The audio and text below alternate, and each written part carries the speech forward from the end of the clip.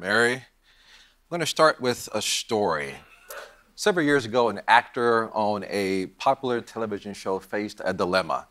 He was one of the biggest stars on the show, but it wasn't doing all that well in the ratings. But that wasn't the problem that this actor was confronting. The actor learned that an actress who also starred on the show was not being paid as much as the other male actors. Now, this actor was beloved by fans of the show, so he had a lot of influence. He marched into the studio executive's offices and requested equal pay for this actress. And he was successful. The actress received pay equal to her male peers. The television show was Star Trek. The actor was Leonard Nimoy, who played Spock, and the actress was Nichelle Nichols, who played Uhura. That's right, Leonard Nimoy was down with equal pay for equal work way before it was cool. Nimoy lent Nichols his privilege, his gender privilege as a male actor, and his influence privilege with the fans. By lending her privilege, he advanced her career as an actress by giving her access to better pay. In many ways, Leonard Nimoy was a lead developer. Although he and his fellow castmates weren't developing software, they were developing an enduring story. And what else is code but a story told by multiple people? Nimoy directly addressed the inclusion problems in the entertainment industry. But that's not the only industry with an inclusion problem. The diversity and inclusion problems in tech are well documented. Whether it's open source or closed source, developing code or deploying code, the people working in software don't reflect the general population, nor are rewards like pay, promotions, and positions of leadership equally distributed. Now, I believe that Leonard Nimoy provided a model for how lead developers can address the diversity and inclusion problems in tech. Notice that Nimoy didn't wait for Paramount to roll out some new diversity or inclusion program. He didn't ask for a better salary policy. Nimoy decided to act based on his sense of fairness. Nimoy lent Nichols, a fellow artist, the privilege that he had as a male actor and helped her participate in the financial benefits of his gender privilege. Also, while Nichols may not have had someone like Nimoy on the show she did after Star Trek, I'm sure she felt more empowered to ask for equal pay in her future roles. That's how leadership works. Leadership improves the environment of the people being led and raises the bar for what they will expect from future leaders. Now, I think there are a lot of Leonard Nimoys in this audience. And I also think that there are other ways to lend privilege to make technology a more diverse and inclusive industry. But we have to do something first. We have to understand the difference between diversity and inclusion. So let's say you're throwing a party at your house and you send out invitations.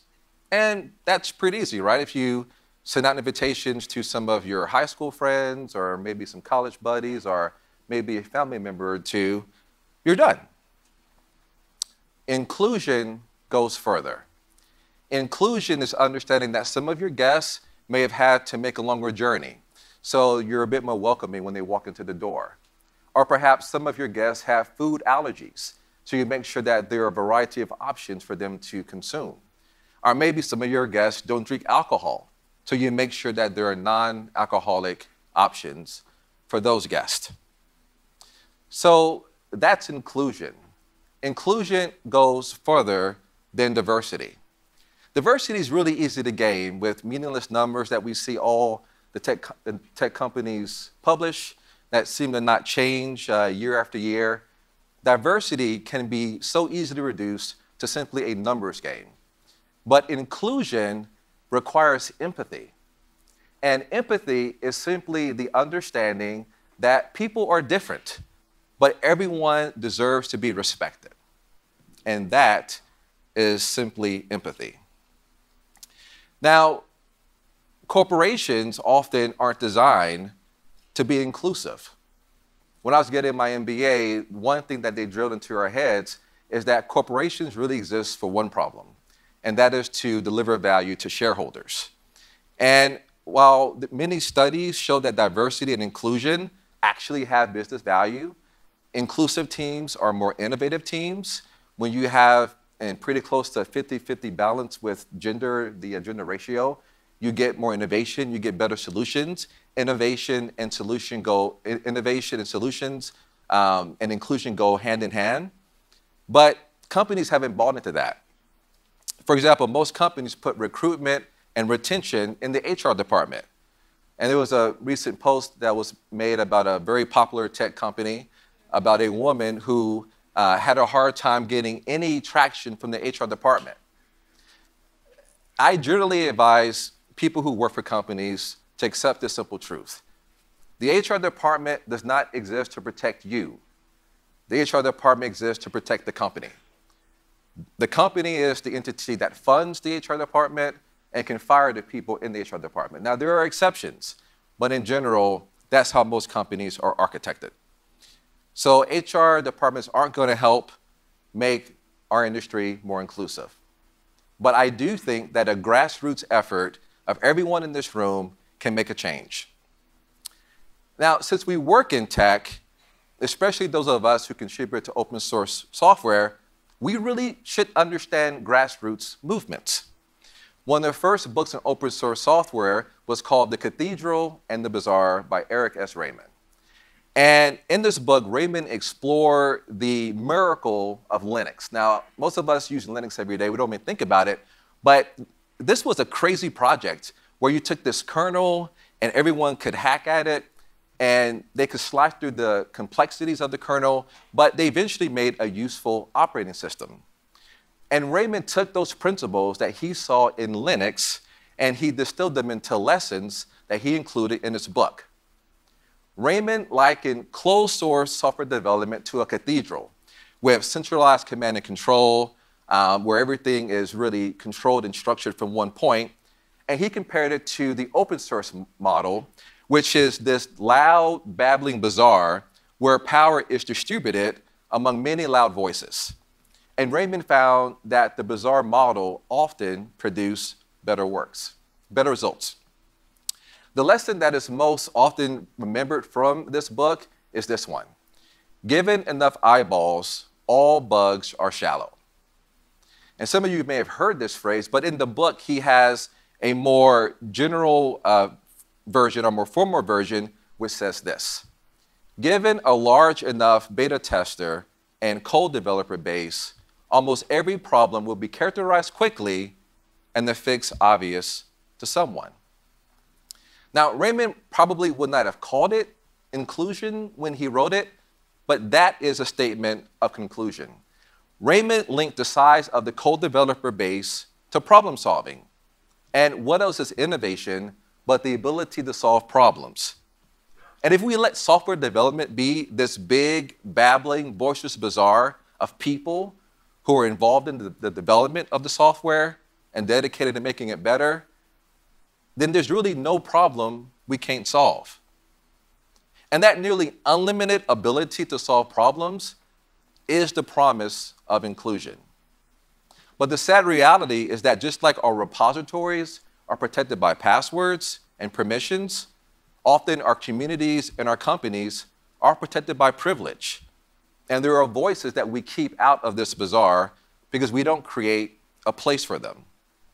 Certain groups have a hard time lending their voices to this babbling bazaar that Raymond described because they just lack privilege. And this is really tragic because no matter what your problems are in either your code or in your companies, there's someone out there who can fix it.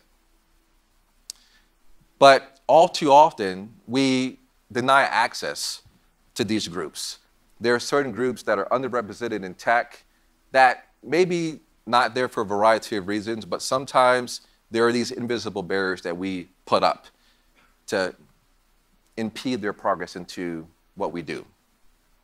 Now, to understand how that works, as lead developers, I think that we can make a difference and make things better. But we have to understand privilege first.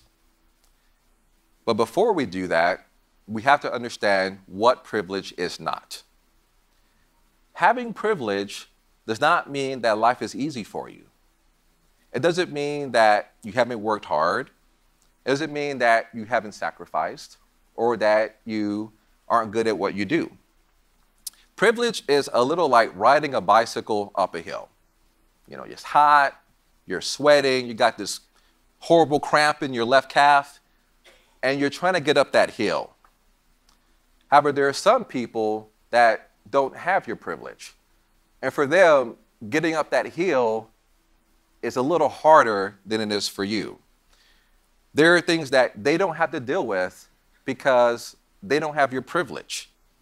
But having privilege does not remove you from the responsibility of understanding that some people don't share your privilege, and their journey through tech is a little harder than yours. Now, I'm a member of an underrepresented group in tech, but I do have male privilege. And there are certain benefits that I get simply because I'm male. And one of those benefits is simply being given the benefit of the doubt when I talk about my work.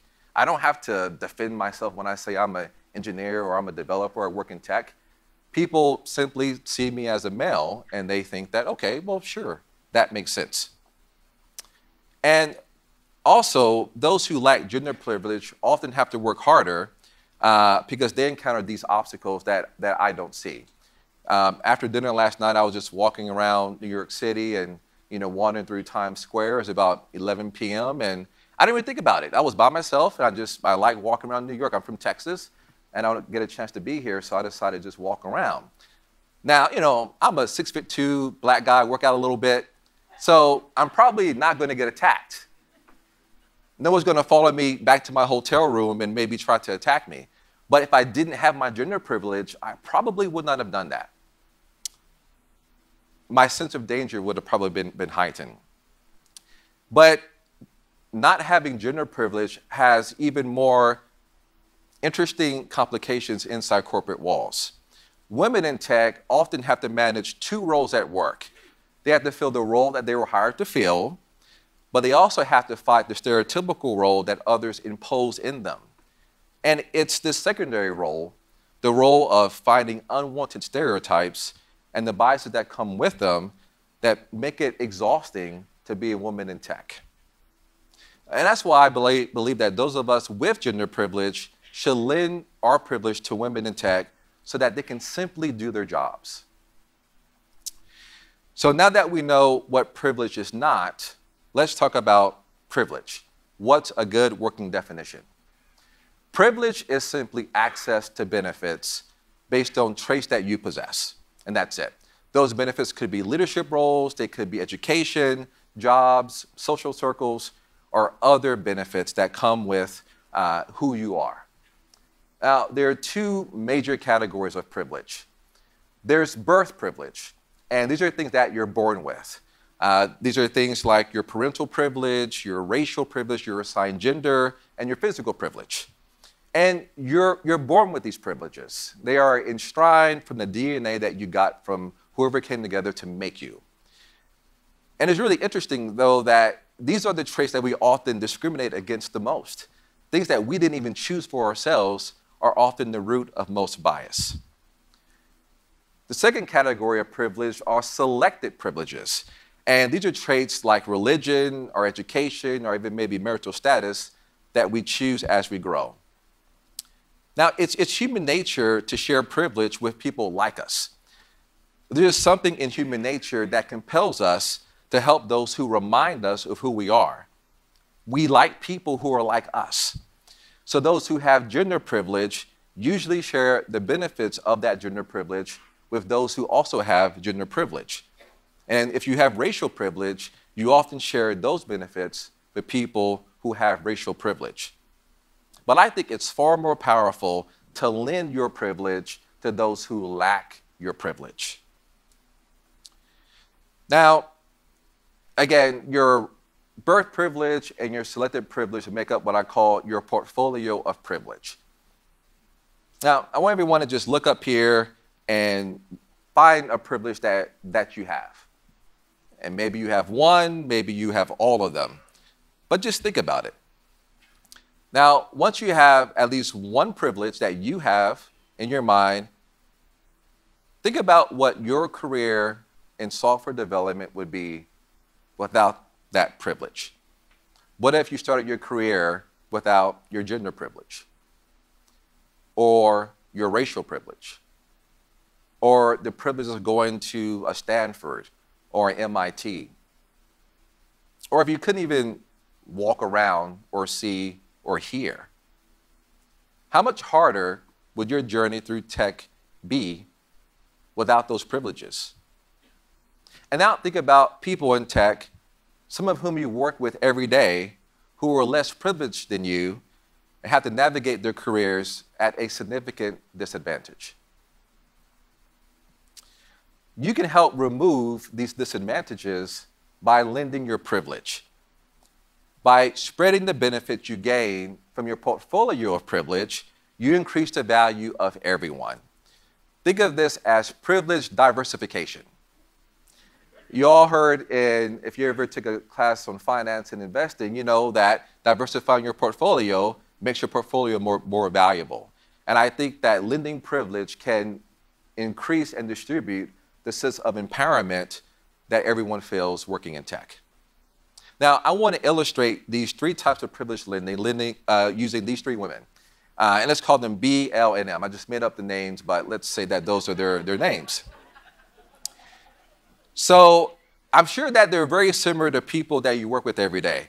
And for each illustration of privilege, I'll describe the type of privilege, share an example of how it works, and then show you how you, as a lead developer, can do it. So the first type of privilege lending I want to share is called credibility lending. Credibility lending is providing visibility to someone without privilege. For example, LGBTQ people often feel restricted in tech because of the heteronormative nature of the industry. We're very cisgender people, and you see that on magazine covers and coverage, very much heteronormative. But I think that by lending credibility, you can help members of the LGBTQ community really fulfill the potential. So here's the example. Several months ago, the Colbert Show, the host invited DeRay McKesson, who's a well-known activist, to his show. And Colbert and DeRay switched seats.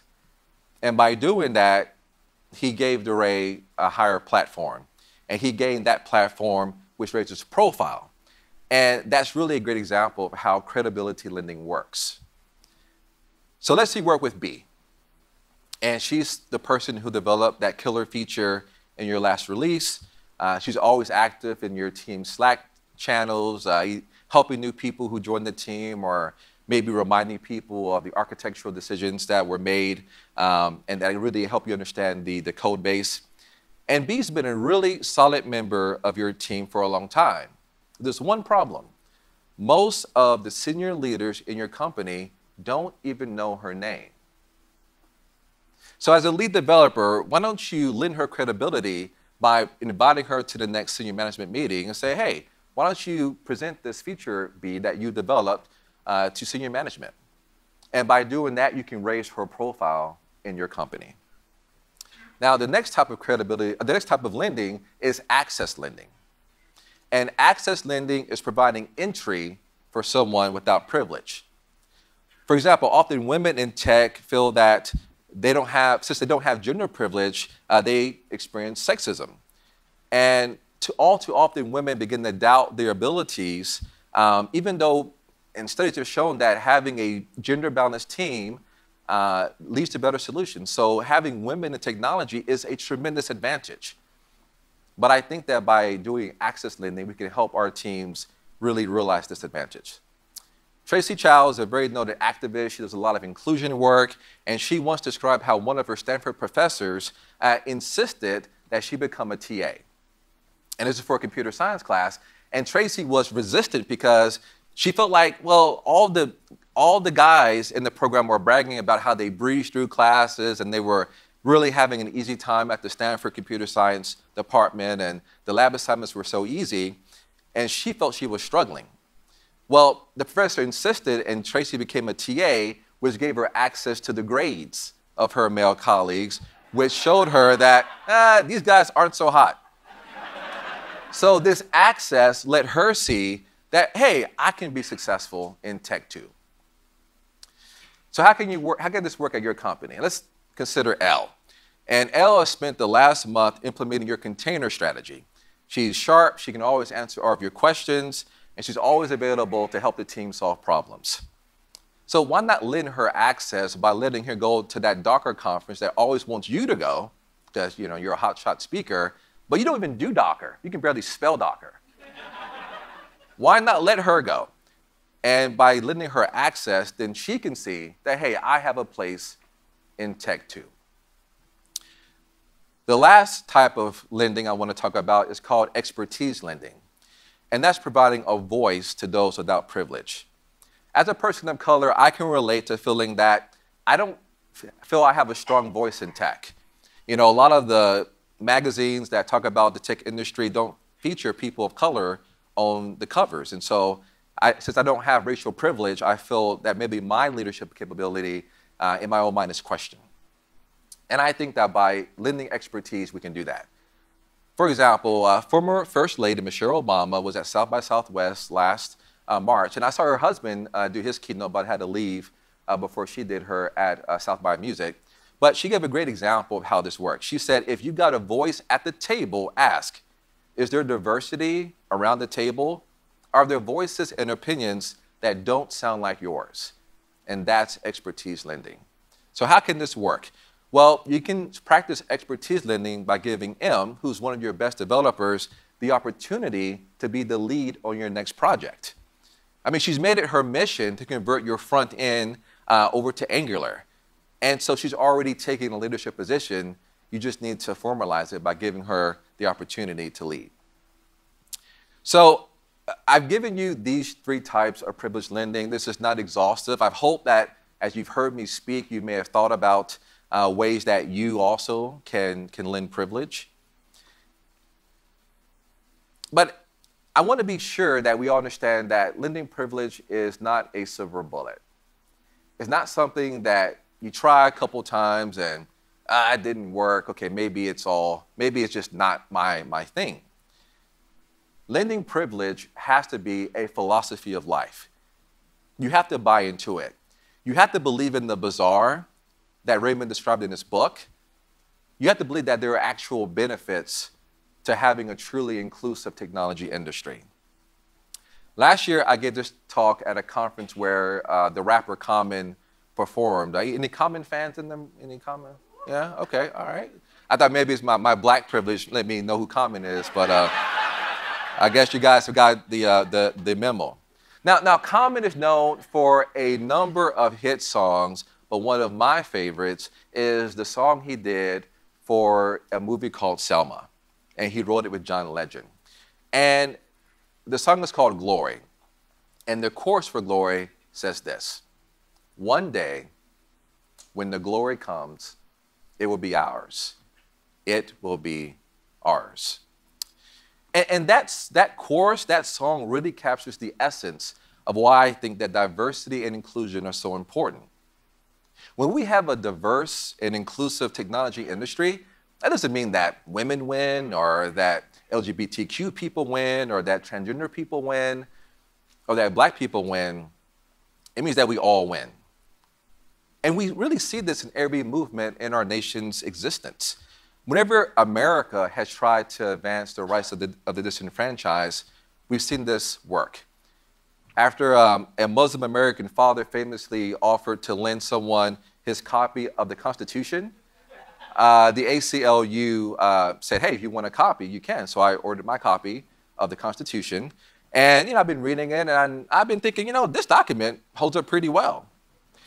And I also saw that, there's really a pull request system built into the Constitution. And they're called amendments. And so you can request a change, and it can be reviewed and merged back into the master branch. It's kind of a hard process. It's only happened 27 times in 200 years. So, not very pleasant, but it seems to work pretty well. And, there's really a lot of really interesting things in the pull requests. I know that a lot of you probably don't go and analyze your pull requests, but I like to look at them sometimes. And you see that in the 13th Amendment to the Constitution, which of course was passed after the Civil War, a lot of people think that that amendment made it illegal to own black slaves, but that's not what it says. The 13th Amendment meant that it was illegal to own anyone. So as the descendant of black slaves, I'm sure my ancestors rejoiced when they heard about that amendment, but really all Americans won because they now lived in a country where they were all truly free. When the 17th Amendment gave women the right to vote, I'm sure that a lot of women celebrated because they could be let into the franchise. But really, all Americans won because they now lived in a country where their gender would not be held against them at the ballot box. Stepping away from the amendments and going to the Supreme Court, when the Supreme Court ruled a few years ago that same-sex marriage is just marriage and therefore legal, we all won because we entered into a country that would not put any limits on who you love. As a nation, we have tried to form a more perfect union by addressing the wrongs done to people of color, to women, to LGBTQ people. And I think that we can form a more perfect software industry by addressing our own inclusion problems. When we take the lead in making software development a place where everyone is welcome, no matter what you look like or who you are, then I think we all win because we were then working in an industry that puts no limits on talent. One day, when the glory comes, it will be ours. It will be ours. Now, I know that we all want to put our mark on tech. We're always trying to put our mark on pull requests and on commits and on lines of code. But I think if we truly want to make our mark in software development, then lending privilege is a powerful way to do it. Long after the code that we make is decommissioned and the people we work with move on to other projects, the privilege we share can bring lasting change to our industry. Now, I know that there are some of you who may remain unconvinced. You're like, hey, dude, I'm just a lead developer. I'm all about ones and zeros, committing code, really all that I care about. And you may think that diversity and inclusion are something that you really don't need to spend a lot of time on. And I get it. I get that sentiment. But when Leonard Nimoy walked into the offices of Paramount and talked about letting a black woman get equal pay, I'm sure there are a couple of executives who said, dude, we're just making a sci-fi TV show. What does this have to do with paying a black woman the same as the men? And I don't know if he was asked that, but I would hope that if he was, that Leonard Nimoy would say, it has everything to do with making a sci-fi TV show. Because I would have to believe that the man who played a character who epitomized the power of infinite diversity and infinite combinations, that he also believed that we need to let everyone come into this industry and make a difference. So I hope that you all, if you believe in this babbling, boisterous bazaar where no bug is deep, that you all will see that you can make a difference by lending your privilege. Thank you.